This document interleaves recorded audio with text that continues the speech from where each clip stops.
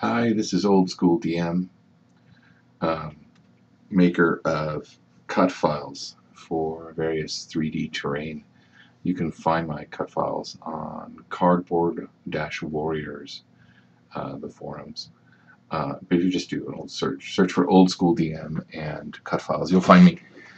This video is about how to use my cut files to build the Elven Mill, a beautiful model by Lord Zse Zse Works, available on RPG now. It has these really cool custom buttons that let you change the textures and geometry.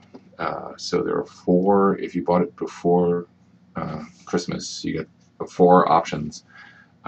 Wood Elf, which has the dragon heads, the Moon Elf, which has the decorations like this, it's a kind of blue color, the Medieval, similar but in a kind of stony look, and then the special texture, which was a bonus given to the first 100 buyers of Dark. You'll notice that the geometry actually changes, especially if you look at, for example, the windows between the wood and the Dark Elves. You'll see that even the frames are different shapes. Well, this is also true for the mill itself, the wheel. The geometry changes for each. So I made special customizable cut files that have a kind of button mechanic, and these videos will help explain that. Likewise, you can change the number of doors. You can turn on any of the 4 doors. You cannot turn off the first door.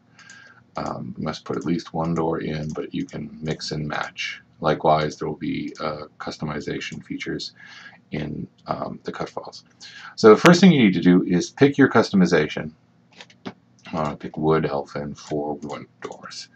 And then save them as bitmaps, because you're going to merge these bitmaps with the cut files for printing in Silhouette Studio.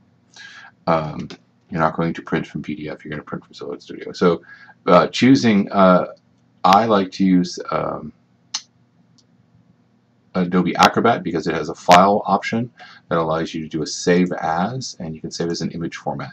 And I like to save mine as PNG, but you can choose any high resolution image format that Studio will read. And I just choose that, and then it saves away as PNG files each and every page. And you'll find those files now with the custom textures on them in your folder. Alternatives include printing to PDF. If you have a PDF driver, once you've made the changes, you just print to PDF files. I mean,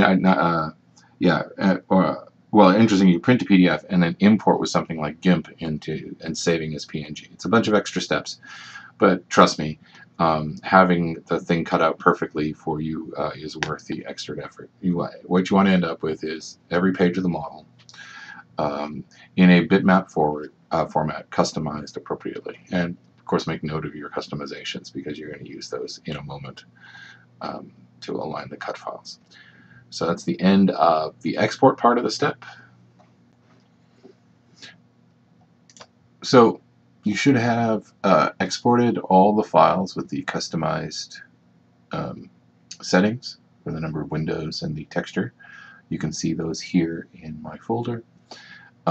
Then you will open each of the individual cut files, which you were able to get from Cardboard Warriors. In this case, I've opened page 2, which has a bunch of interesting stuff on it. Let me zoom in so you can see a couple things. One, it has a little bit of a reminder about what we're about to do here. If we zoom into this section here, you'll see it describes the technique we're about to go through, in case you don't have access to this video or just forgotten. So we're going to zoom back here. And what you'll see is the page of cut on the right. So first thing we need to do is we need to merge with the appropriate page from the bitmap. So you go to Silhouette Studio, you choose your bitmap format, mine is PNG. Oop, where are we? I'm in the cut files. Here we go. Here's PNG, page 2, and that will load in. Now, in this particular case, the bitmap is perfectly aligned, but on a lot of these pages it's not. You'll have to do an adjustment stage, which we'll simulate right now. So first thing I'm going to do is I'm going to send that bitmap that I just merged to the back so that it doesn't interfere with visibility and moving stuff around. I'm going to zoom in somewhere where there's like a right angle or something and make sure I like the alignment. And so what I often do is zoom in twice with the zoom tool, and then you can use the arrow keys to move, you know, you can the object so that it's properly aligned. I kind of like that. So that's the first part, is to align the bitmap with the cut file.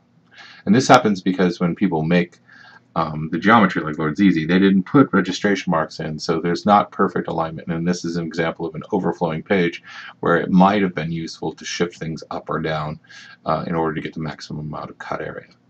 So I don't know if you noticed, some of these lines are not cut lines, or there are currently no cut. Like right over here, there's something that's marked no cut. If we go to the cut type, you'll see it's no cut. What I've done is all of these buttons represent possible geometry combinations for this page.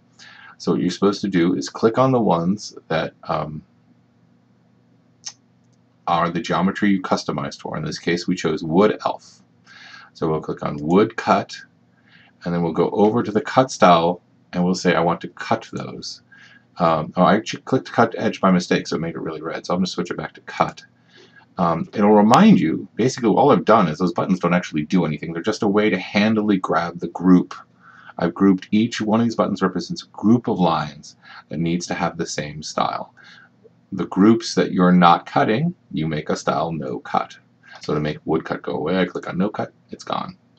And the good news is you'll know exactly which ones are selected, because when you select them, the words also get outlined appropriately. So wood score, I click the perforate option, and now you'll see over here by the door, and these things now have cut lines and perf lines.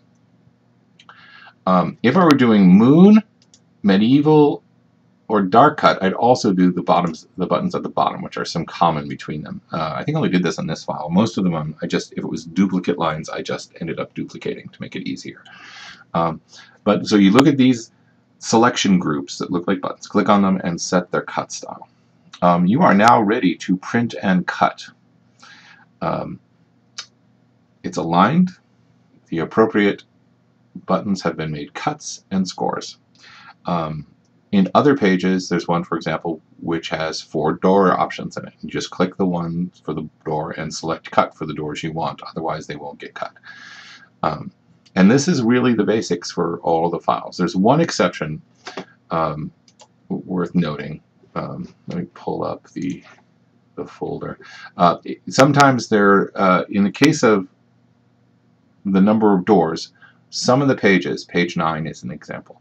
I actually have 2 versions of the cut file. There were 2 different between whether or not you had the door that affected the roof on that page or not. So you'll see with window and without window. You'll know when you look at the bitmap which one's correct. So if you don't see the exact right one, if the geometry doesn't match your bitmap, look to see in the file, in the folder, if there's another one with the correct geometry. So those are the basic steps. I'm going to do additional videos about the model itself and some of the things I did and some of the things I particularly loved about it and some of the mods I did. But this is the core. If you grab the cut files and you know your way around Silhouette Studio, you now know how to cut out everything you need to cut out to build your Elven Mill.